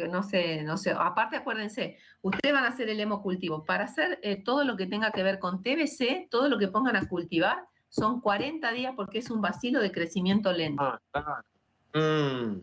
¿Y una serología? Y bueno, ¿puedo aplicar tratamiento empírico o no, profe? Exactamente. También La se puede clínica hacer es soberana. eso. Exacto. Lo que pasa es que, bueno, a veces te pasa esto, que cuando uno decide medicar a un paciente con TBC, ¿cuánto mínimo en este caso, en caso de que ustedes digan, bueno, este chico tiene una TBC, ¿qué tipo de TBC tiene este paciente? Desde el punto de vista de la estadificación. ¿Es un expuesto, es un infectado, es un enfermo moderado o un enfermo grave? No, dijimos que clínicamente estaba estable, salvo que tenía estas adenopatías, bueno, todo el compromiso obviamente imagenológico del campo superior y medio, pero usted había dicho, creo que está relatado, que no tenía compromiso de su signo vital, ni de su función respiratoria, con lo cual no es grave, severo. Bien, igual acá sería lo que enfermo. Como definición es enfermo, porque puede tener Claro. la prueba de tuberculina positiva o no, pero ya tiene signos clínicos y una radiografía patológica. Claro. Bien, entonces, bien, y acá lo que tienen que acordarse es que que el paciente sea moderado o grave tiene más que ver, más que con el compromiso general, con la localización de la enfermedad tuberculosa, ¿sí? Y de que la baciloscopía esté positiva o no. Y en este caso, como es pulmonar, no hay aparentemente otras lesiones en otro lado, sería un paciente moderado. Si el paciente fuera una tuberculosis pulmonar miliar, esa sí es grave. Es la forma pulmonar grave, es la miliar. Y después, todas las otras formas de tuberculosis que sean extrapulmonares se consideran tuberculosis grave, ¿sí? Y el poder clasificarlo en moderado o grave nos da el tiempo mínimo de tratamiento que va a requerir el paciente. Por eso a veces es tan difícil decidir ponerle el tratamiento, porque ustedes cuando dicen este paciente es una TBC y tienen la clínica y tienen la radiografía, pero no tenemos el nexo, porque si nosotros tuviéramos el nexo epidemiológico clarísimo, no hay duda, se le pone el tratamiento, ¿sí? Pero en este caso hasta nos quedaba duda del nexo epidemiológico. Entonces, es muy difícil porque el paciente va a tener que estar 6 meses en tratamiento mínimamente, ¿sí? Con drogas que no son inofensivas, son drogas que son sobre todo hepatotóxicas, que a veces hacen intolerancia, que a veces generan resistencia y que a lo mejor estamos tratando a un paciente que no lo necesita, estamos usando medicación que no la está necesitando durante mucho tiempo, ¿sí? Son hepatotóxicas No, está cerrado eso. Está cerrado eso. ¿Cómo? Dale. No apagó el micrófono. Ah, perdón. Ay, perdón, disculpe. Entonces, está bien, en este caso tenemos muchas cosas. Entonces también, ¿qué se hizo en este paciente para terminar de confirmar? Fuimos y se le hizo a la familia el esputo. Y ahí apareció un positivo, a pesar de que todos ellos decían que ninguno tenía sintomatología. Se les hizo la baciloscopía a los convivientes del chico y apareció, yo no me acuerdo si era la madre o el padre que era positivo. Cuando apareció ese paciente positivo, ese individuo positivo, se acordaron que tenían una tía que tenía tuberculosis y que había venido de visita de Bolivia un tiempo antes a la casa y había estado yendo y viniendo de Bolivia a la casa bastante tiempo y que tosía. Entonces, fíjense lo difícil que fue, y este niño, una vez que se le puso el tratamiento para la TBC, empezó a mejorar, dejó de hacer fiebre, a los pocos días que se instauró el tratamiento. Entonces, costó mucho llegar al diagnóstico, ¿por qué? Porque ustedes tienen que tener en cuenta esto, acuérdense, las 4 cosas. Si nosotros hubiéramos tenido de entrada el paciente positivo, el adulto positivo, o sea, la epidemiología positiva, lo único que nos queda a nosotros con los niños que tenemos dentro de la familia es estudiarlos y categorizarlos.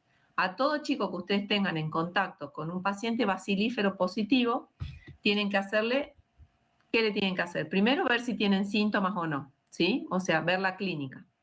Segundo, hacerle la baciloscopía, ¿bien? Por más que nos dé bajo rendimiento, siempre hay que hacerla. Tercero, hacerle la radiografía y cuarto, la PPD. Con esas 4 cosas hechas, ustedes van a definir a su paciente en si es un expuesto, si es un enfermo, si es un infectado y si es enfermo moderado o grave. ¿Bien?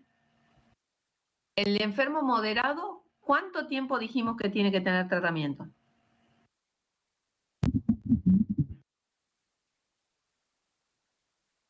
Recién lo dijimos. Mínimo 6 meses. Son 6 meses de tratamiento, de los cuales los 2 primeros meses va con 3 drogas sí o sí. ¿Bien? Y los 4 meses restantes con 2 drogas. ¿Sí? Las drogas son las que ustedes conocen y que las habrán leído un montón de veces, que son la isoniazida, la piracinamida, la rifampicina, y después tienen el etambutol, que se usa como una cuarta droga para los pacientes graves, ¿sí? Ese sería el esquema básico. Después hay un montón de otras drogas y hay un montón de otras combinaciones que se van usando de acuerdo a resistencia, a intolerancia de la medicación, a necesidad de prolongar los tratamientos, ¿sí? Pero el esquema básico y las drogas básicas que ustedes se tienen que acordar son esas 4. La isoniazida, la piracinamida, la rifampicina y el etambutol.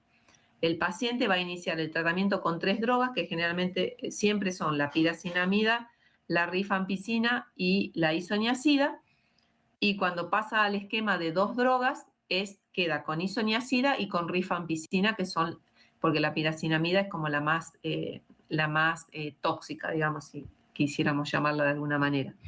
Y el paciente grave hace lo mismo, hace el primer esquema de 2 meses, pero con 4 drogas, y después se hace el esquema posterior, que puede llegar a veces hasta 10 meses de tratamiento, depende cuál sea la localización, cómo esté el cuadro clínico del paciente, cómo sea cómo se va desarrollando la enfermedad. Pero lo más importante que ustedes tienen que tener es, si yo estoy expuesto a la TBC, ¿qué tengo que tener? Para que yo diga, este paciente es solamente un expuesto.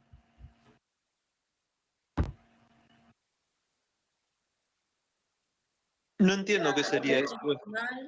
Una prueba de tuberculina negativa y no tiene signos clínicos, digamos. Tiene que haber tenido el nexo epidemiológico, sí.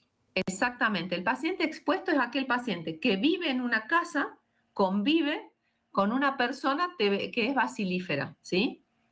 Pero cuando nosotros lo estudiamos a ese paciente, porque aparte de esto tienen que tenerlo claro, cuando uno detecta a un paciente tuberculoso, que generalmente es el adulto el que se detecta, hay que estudiar a toda la familia, a todo el círculo conviviente, ¿sí?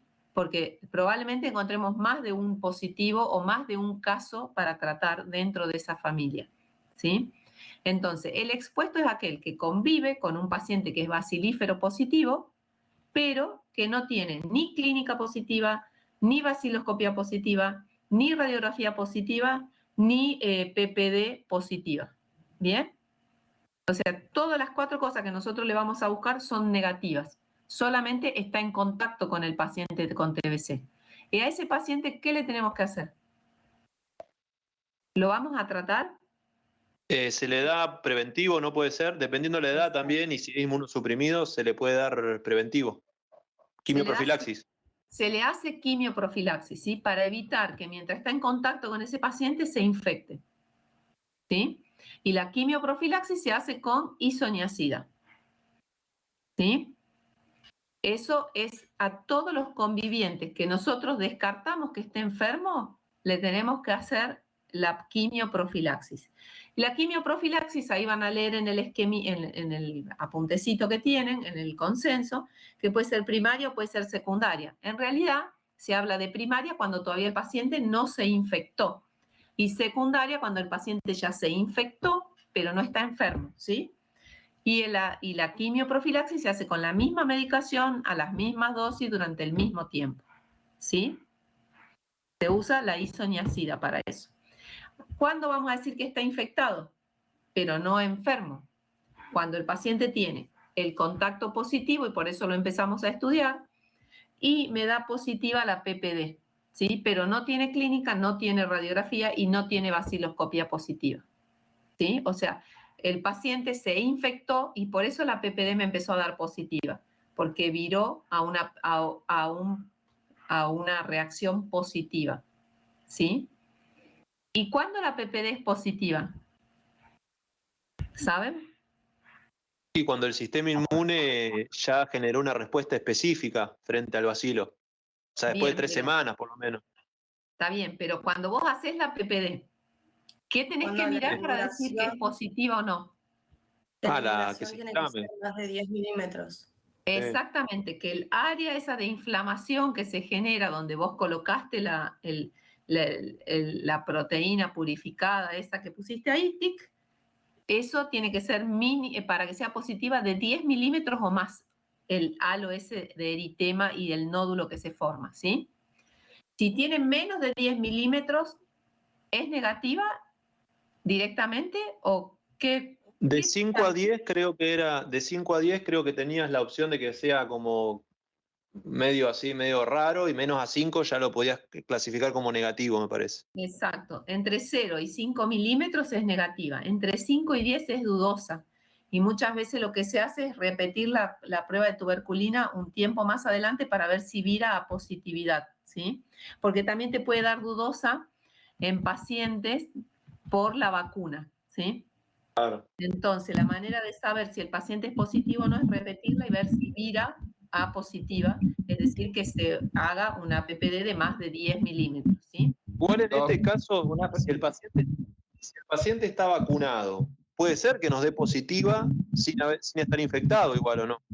Puede dar positiva, pero no positiva de más de 10 milímetros, lo que les digo, les va a dar ese positivo dudoso, ¿sí? Entre 5 y 10 o de más de 0, pero nunca más de 10, ¿sí? Ok. Bien. Por eso se hace cuando en esos pacientes que da esos valores hay dudosos, hay que repetirla después de al menos 3 semanas para ver si hay un viraje positivo, de 3 a veces un poco más, para ver si hay un viraje positivo, y obviamente se sigue haciendo el seguimiento clínico del paciente, no solamente la PPD.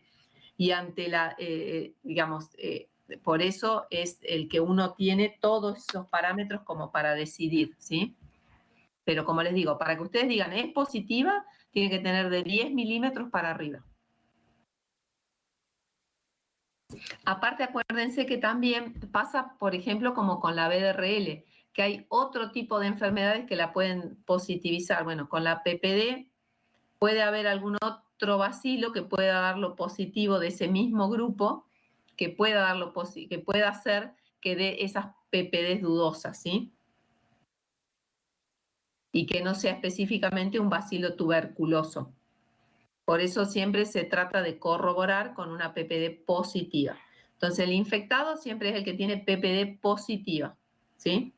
Y todo lo demás negativo, eso sí tienen que tenerlo re en cuenta, tiene que tener todo negativo el resto. No tiene que tener clínica, no tiene que tener laboratorio, ni clínica, ni radiografía, ni baciloscopía positiva, ¿sí?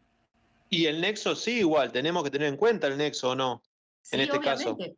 porque el infectado es un paciente con un nexo positivo, o sea, la epidemiología positiva, pero la PPD le da positiva también, ¿sí? Claro. Y el resto profe, negativo. Si, por ejemplo, si ya tuvo contacto anteriormente con o sea, fue una tuberculosis primaria, por ejemplo, que la cursó por ahí con un cuadro tipo gripal, ¿también le puede dar más de 10?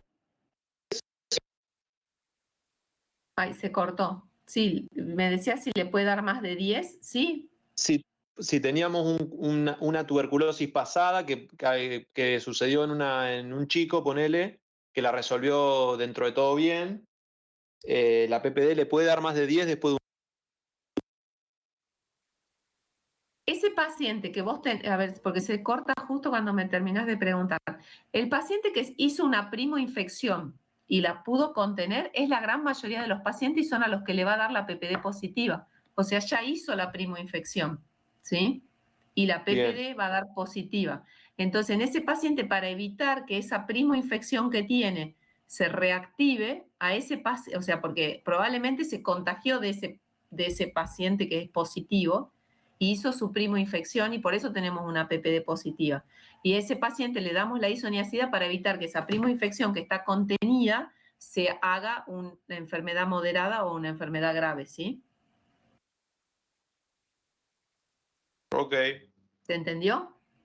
Al otro, al que todavía no se infectó, le damos la isoniazida para que no se infecte mientras está en contacto con el paciente, ¿sí? Por eso uno se llama prevención primaria, porque vamos a tratar de evitar que se infecte, y al otro le hacemos prevención secundaria, porque ya está infectado y estamos tratando de evitar que haga la enfermedad moderada grave.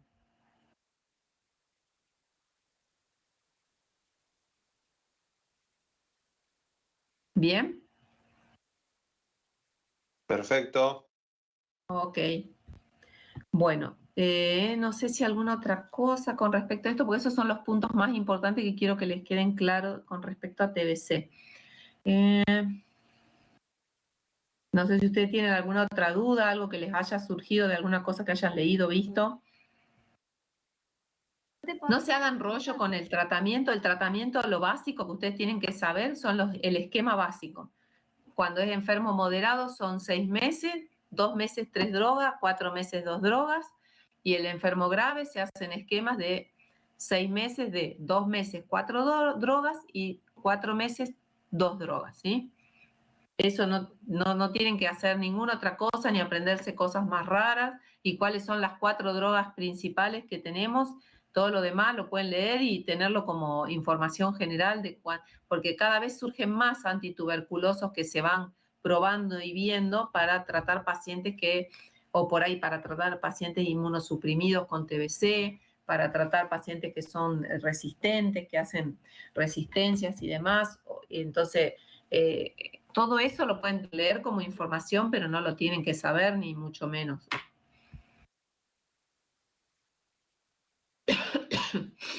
A ver, vamos a dejar acá este. Bueno, y me queda un cachín de ratito que podemos... Me gustaría que les quede, con respecto a meningitis, la pueden leer, meningitis lo pueden leer de cualquier libro, está muy claro en todos lados. Lo que ustedes tienen que saber es la diferenciación básica entre cómo se ve el líquido cefalorraquídeo cuando uno hace la punción lumbar y hace el análisis del líquido cefalorraquídeo para diferenciar groseramente lo que es una meningitis de origen bacteriano y una meningitis de origen viral o meningoencefalitis, ¿sí? Lo que se tienen que acordar bien es que las bacterianas afectan fundamentalmente las meninges y el síndrome es meningio prácticamente, y cuanto más grande es el niño, más posibilidades tienen ustedes de tener un síndrome meningio franco. Cuando el paciente es más pequeñito, siempre se va a presentar con un cuadro de síndrome febril o de compromiso de tóxico infeccioso generalizado, y uno debe sospechar el cuadro meningio antes, sobre todo el trastorno el sensorio del paciente, ¿sí? La alteración en el sensorio, que el paciente alterne, como les decía ayer, lo que que alterne la irritabilidad con tendencia al sueño, que tenga signos periféricos de mala perfusión, ¿sí? Todo eso hace pensar en un paciente que puede tener un compromiso meningio. Como después, acuérdense, en el niño más pequeñito siempre revisar la fontanela, que es lo que más les va a poder hablar de la afección meningia, ¿sí? Y del síndrome meningio y sobre todo lo que da, que es la hipertensión endocraniana, ¿sí? Eso es un signo muy claro de hipertensión endocraniana en el bebé chiquito, es poder revisar la fontanela y que la fontanela esté abombando. Eso es otro tema, otra cosa que no se tienen que olvidar. Y después lo otro que, lo que les quería decir, que me fui por las ramas, las meningitis bacterianas, o sea, todo lo que es bacteriano cursa con síndrome meningio porque afecta principalmente las meninges. Y lo que es viral generalmente cursa con el síndrome más meningoencefalítico. O sea, el paciente puede tener más síntomas de encefalitis, que va a ser con más compromiso y más cefalea, por ejemplo, que la puede referir muy clarito un chico más grande, que tiene mucho dolor de cabeza, mucha fotofobia, mucha molestia a todos los estímulos externos. Eso es muy característico de las encefalitis. Y obviamente los signos meningios que también los acompañan. Y después es muy frecuente que los niños debuten ante un cuadro de meningitis con una convulsión febril, ¿sí? La mayoría de los chicos que tienen una convulsión febril no tienen una meningitis, pero hay algunos que pueden tenerla, ¿sí? Entonces a eso hay que estar atento, a si esa convulsión febril se comporta como una convulsión febril simple, es decir, que el chico tiene una convulsión muy cortita, de menos de 15 minutos, que cede sola, que se recupera totalmente después de la convulsión, que no venía con un cuadro tóxico infeccioso previo, que cuando sale del episodio convulsivo se recupera totalmente y es un niño normal otra vez y no tiene signos de foco, o sea, no quedó con alguna secuela de alguna hemiparesia, una parálisis o sea, que marque algún foco neurológico. si no tiene ningún signo de estos de que podemos ver de compromiso meningoencefálico, ¿sí? Entonces, ante una convulsión febril es muy importante ver todo el contexto y cómo se recupera el chico para poder saber si estamos ante la presencia de una convulsión febril, que es el debut de una meningitis, o una convulsión febril común y corriente de las que tienen muchos niños durante su etapa en la edad entre los 6 meses y los 6 años habitualmente, ¿sí? Otra cosa, apréndanse bien cómo es la característica del líquido cefalorraquídeo en cuanto a la celularidad, las proteínas y la glucosa, que son los 3 parámetros más importantes para poder saber si el líquido es un líquido de origen bacteriano, un líquido de origen viral o de un líquido normal. Esas son las 3 características más importantes y cómo es la salida del líquido ante la punción cuando el líquido es un líquido normal o cuando el líquido nos está hablando de que hay un compromiso meningoencefálico. Cuando ustedes punzan a un niño con una meningoencefalitis o con una meningitis, el líquido sale a presión, sale como un chorro, ¿sí? Cuando ustedes punzan a un niño con que no tiene compromiso, o sea, que hacen una punción lumbar y no tiene una enfermedad meningoencefálica, el líquido sale gota a gota. Sale despacito, sale un líquido clarito, totalmente transparente, como si fuera agua, ¿sí? En cambio, no pasa eso cuando tiene una meningitis. El líquido de la meningitis sale como a chorro. Si es bacteriana va a ser más bien purulento, amarillento, bien con características de infectado con pus, ¿sí? Y en cambio, cuando es viral, no va a tener esa característica, va a ser más bien claro y la diferenciación va a estar en las células, ¿sí? El que es bacteriano va a tener una gran cantidad de células de glóbulos blancos, digamos, de leucocitos y sobre todo de polimorfonucleares. En cambio, el otro, si es viral, va a tener mucha menos cantidad de células y generalmente a predominio de linfocitos, no de neutrófilos. Y lo otro que va a hacer es que va a ser segura, probablemente muy clarito, prácticamente como normal, ¿sí? Y lo otro que va a tener es que el bacteriano siempre tiene la glucorraquia, que es la cantidad de glucosa que tiene en el líquido cefalorraquídeo totalmente baja, consumida, ¿sí? Uno tiene que hacer en ese caso también una glucemia para comparar. Normalmente el valor normal de la glucorraquia es el 50% de la glucemia, ¿sí? Cuando nosotros tenemos un paciente con una meningitis bacteriana, normalmente eso está totalmente disminuido, a veces llega a 0, ¿sí? Ese es uno de los signos más importantes de que el paciente tiene una meningitis bacteriana. No ocurre eso cuando es viral, ¿sí? Y después, bueno, obviamente hacer el citológico que ya hablamos recién y cultivarlo. El bacteriano probablemente va a cultivar y si no cultiva nada, pero tiene todas estas características de bacteriano, tenemos que tratarlo igual como una meningitis bacteriana. Y si tiene un líquido claro con característica de meningoencefálico, no se hace tratamiento antibiótico y tendríamos que esperar, no esperar, sino si sospechamos que es un líquido de origen viral, ponerle el antiviral hasta que podamos saber si tenemos el virus de herpes dentro del sistema nervioso, ¿sí? De todos los virus neurotropos y que hacen meningoencefalitis, el que más nos preocupa es el virus del herpes, que puede ser el herpes tipo 1, el herpes tipo 2 o el varicela zoster. Son altamente agresivos y cursan después con muchas secuelas posteriores, ¿sí? Entonces, cuando nosotros sospechamos, así como cuando sospechamos una meningitis bacteriana, ponemos el antibiótico de entrada hasta poder determinar qué bichito tenemos y adecuar el antibiótico para hacer el tratamiento correcto de 7 o 14 días y ver si necesitamos hacer quimioprofilaxis o no. Cuando sospechamos algo viral, también tenemos que poner el antiviral de entrada mientras esperamos tener los resultados del estudio virológico en el líquido cefalorraquídeo, porque si tenemos un virus del herpes es muy grave para el chico y muy grave en secuelas posteriores. Entonces, cuanto antes lo empecemos a tratar es mejor y vamos a obtener un mejor resultado en el niño posteriormente. El tratamiento del antiviral que se usa es el aciclovir, ¿sí? Ese no se lo olviden. Todos los otros que pueden leer por ahí, ganciclovir, todos esos no se usan. El que se usa para el sistema nervioso central es el aciclovir.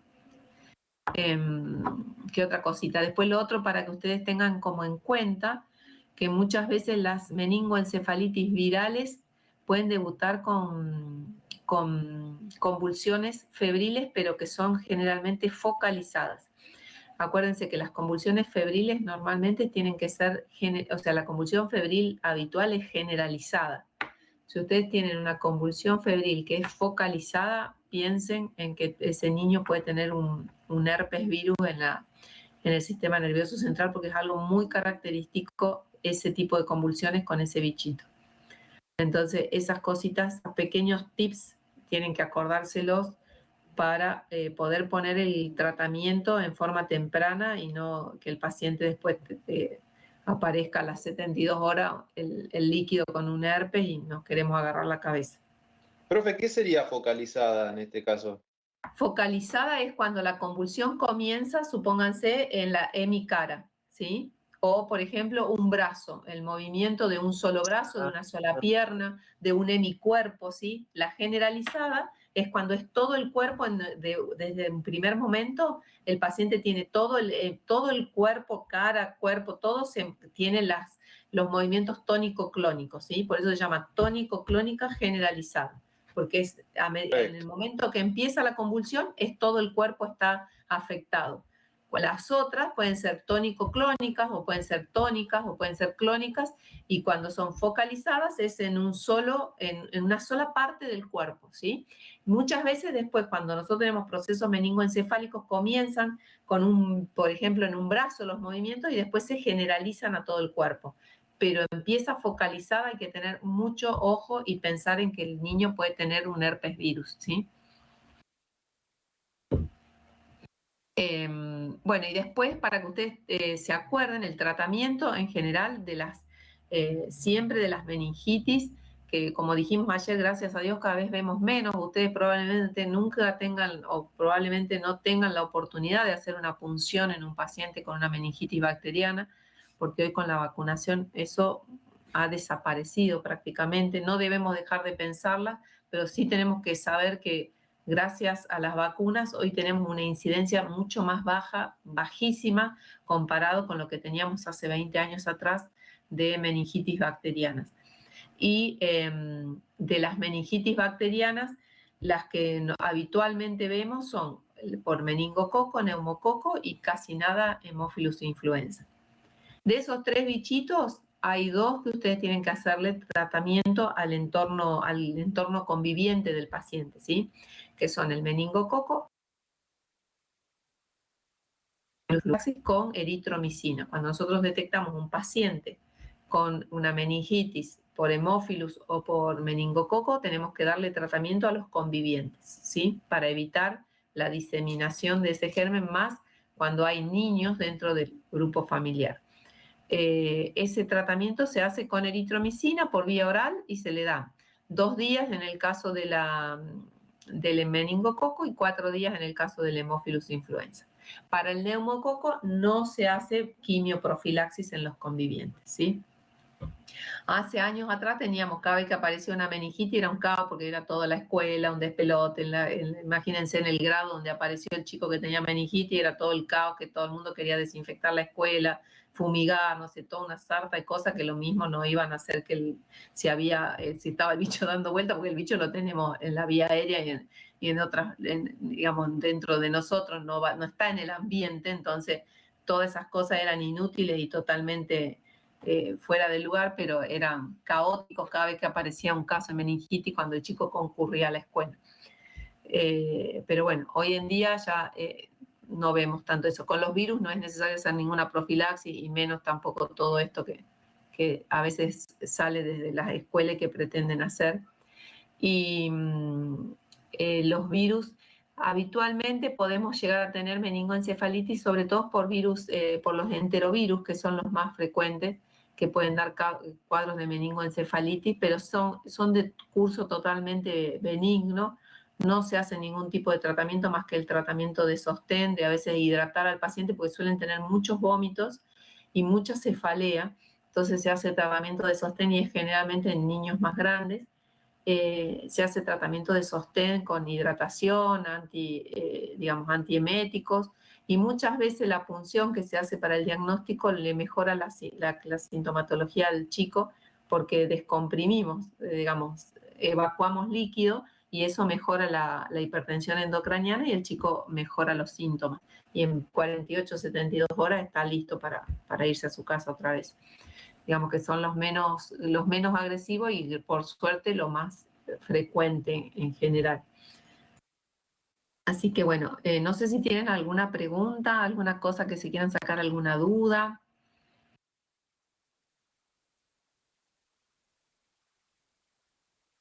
Quedaron todos mudos. No, está bien, profe, Creo que quedó no. piola. Sí. A ver, acá me Profe, hay dice una compañera que escribió. Sí, acá veo que escribió, dice que no le anda bien.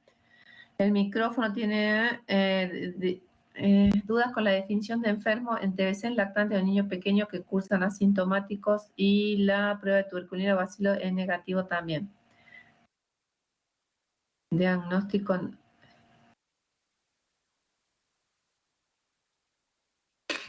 Bien, vos, Lucía, me escuchás bien a mí, ¿no? ¿Sí? ¿O no? Ah, bien, eso es lo que queda ahí, lo que vos tenés que, si son asintomáticos, no tienen nada de clínica, es muy raro que tengan una TBC. Ese chico tenés que ver, porque generalmente ahí puede quedar la duda. Si tenemos una radiografía muy patológica, es raro que no tengamos síntomas, ¿sí? Y pasa al revés también. Si tenemos síntomas, es raro que tengamos una radiografía completamente normal. Entonces, en ese caso hay que sopesar las dos cosas y si el paciente está en contacto con el paciente bacilífero, obviamente, porque tiene la epidemiología positiva, es preferible hacer el tratamiento, o sea, tomarlo como un enfermo moderado y no dejarlo que se transforme después en un enfermo grave por no hacer el tratamiento, ¿sí? Pero bueno, son esos grises que quedan, como todo. Hay que después ver, bueno, qué pesa más una cosa a la otra, pero como concepto general lo que ustedes tienen que tener en cuenta es que el enfermo siempre tiene radiografía y clínica positiva, ¿sí? Y el que está infectado tiene solamente la PPD positiva, ¿bien? El otro ya tiene radiografía clínica y PPD, o sea, con dos criterios nosotros lo tenemos que considerar enfermo, ¿sí? El infectado es todo negativo menos la PPD. El enfermo ya sería alguno de esos criterios, dos por lo menos positivos para decidir hacer el tratamiento, ya sea PPD y clínica, PPD y radiografía, ¿bien? ¿Queda claro eso? No necesariamente tiene que tener los tres, ¿sí? Perfecto, buenísimo, ahí quedó aclarado. Bien, bueno chicos, no sé si no tienen ninguna duda más ahora, por ahí después cuando lean o algo, si ustedes quieren mandar preguntas o hacer preguntas, me las mandan, no hay ningún problema y vamos aclarando lo que les pueda surgir a medida que van leyendo o estudiando. Pero bueno, la idea es que les queden claros los conceptos básicos, que es lo que nosotros necesitamos, que ustedes como egresados de medicina sepan para manejar estas cosas groseras en pediatría, ¿sí? No, nadie pretende que sepan la cosa fina y el detalle fino, porque eso es hasta la infectología es una subespecialidad dentro de la pediatría también, entonces hay un montón de cosas que nos exceden aún a nosotros como pediatras generales, ¿sí? Entonces, lo que ustedes tienen que saber es lo que nos va a servir para poder manejarnos como médicos generales en cualquier ámbito donde tengan que trabajar o cuando ustedes salgan de la facultad, ¿bien? Pero bueno, muchas veces uno lee mucho, con mucha información y por ahí eso marea un poco. La idea es dar estos conceptos como para que ustedes tengan bien apuntado a dónde tienen que saber y qué es lo que tienen que saber, ¿sí? Así que bueno, si por ahora no hay más ninguna duda, yo, si lo que ustedes estén dispuesta acá, yo para contestar después cualquier cosa que necesiten antes del parcial, no hay ningún problema. Así que bueno, chicos, Nos vemos. Muchas gracias, Doc. Muy Nos bueno. vemos después cuando veamos la otra. Después me van a ver de vuelta la cara para la última unidad. Gracias, nos vemos. Bueno, Gracias. Chao, profe. No, muchas nos gracias. vemos, que estén muy bien. Nos vemos el viernes en el parcial. Dale, sí.